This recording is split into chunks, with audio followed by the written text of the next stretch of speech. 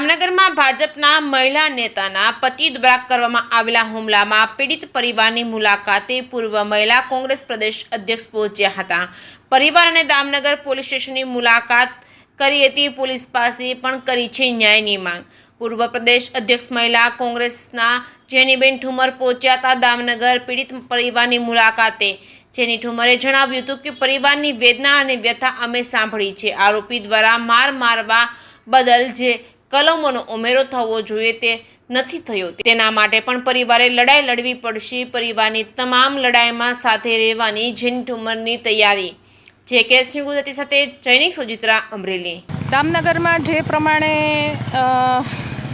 ફરિયાદીએ જે પોતે ફરિયાદ કરી કે પોતે એક એમનો જે પણ પ્રકરણ હતું, પ્રેમ પ્રકરણ હતું કે જે રીતના હતું, એમાં દામનગરના નગરપાલિકાના ઉપપ્રમુખ બેનના પતિ જે પોતે પણ ભારતીય જનતા પાર્ટીના સદસ્ય હતા કાલ સુધી, પણ જ્યારે આજે આ પરિવારને મુલાકાતનો સમય આપ્યો ત્યારે એ ભાઈને ગઈકાલે જ સસ્પેન્ડ કરવામાં આવ્યા છે।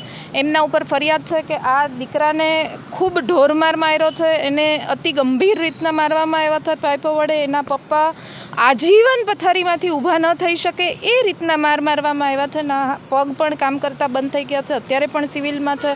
ઓપરેશનો થઈ રહ્યા છે। સાથે એને બચાવ માટે આવેલો એને કઝિન એને પણ મારવામાં આવ્યા અને બંને હાથ તોડી નાખવામાં આવ્યા। અને ઉપરથી ભારતીય જનતા પાર્ટીના નગરપાલિકાના ઉપપ્રમુખ એમના પતિ મારતા સમયે એવું બોલતા હતા કે નરેન્દ્ર મોદી પણ આવે તો પણ આમાં તને કોઈ બચાવી શકે એમ નથી, હું બેઠો છું ત્યાં સુધી પોલીસ કે કોઈ તંત્રની કશું જ આવે એમ નથી। એટલે આ કઈ પ્રકારની ભારતીય જનતા પાર્ટીની તાનાશાહી છે એ નજરે મેં પોતે પરિવારની મુલાકાત લઈને ત્યાંની બહેનો સાથે વાત કરીને જે એમની વેદના અને વ્યથા હતી કે અમે આ જ્યારે મારતા હતા એ જોયું ત્યાર પછી અમને 4 થી 5 દિવસ સુધી ઊંઘ પણ આવી નથી। એટલે તમે સત્તાના જોરે જે પ્રમાણે અત્યારે ગામથી જે એક તો દારૂની બધી એ પણ દારૂ પહોંચાડવાવાળા પણ આ જ લોકો કે જેણે માર્યો એ જ લોકો દારૂ પીને આ લોકોને મારે। એટલે આજે આખા પરિવારની મુલાકાત, એના પપ્પાની મુલાકાત, અત્યારે પોલીસ સ્ટેશને એને જે ફરિયાદ લીધી એમાં ફરિયાદમાં જે પ્રમાણેની કલમોનો ઉમેરો થવો જોઈએ એ ઉમેરો નથી થયો। એના માટે પણ એક અલગ પ્રકારની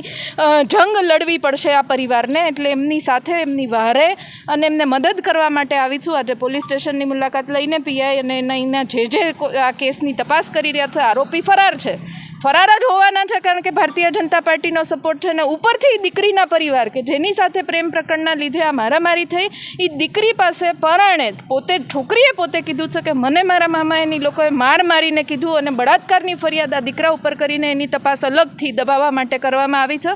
પણ આમાં જ્યાં ક્યાંય પણ ન્યાયિક તપાસમાં, ન્યાયિક પ્રક્રિયામાં મદદરૂપ થવું પડે, સહાયરૂપ થવું પડે। હું પરિવારને સત્યારો આપીને પોલીસ સ્ટેશન આજે મુલાકાત કરીને અમરેલી એસપી સુધી પણ રજૂઆત કરવા માટે જઈ રહી છું।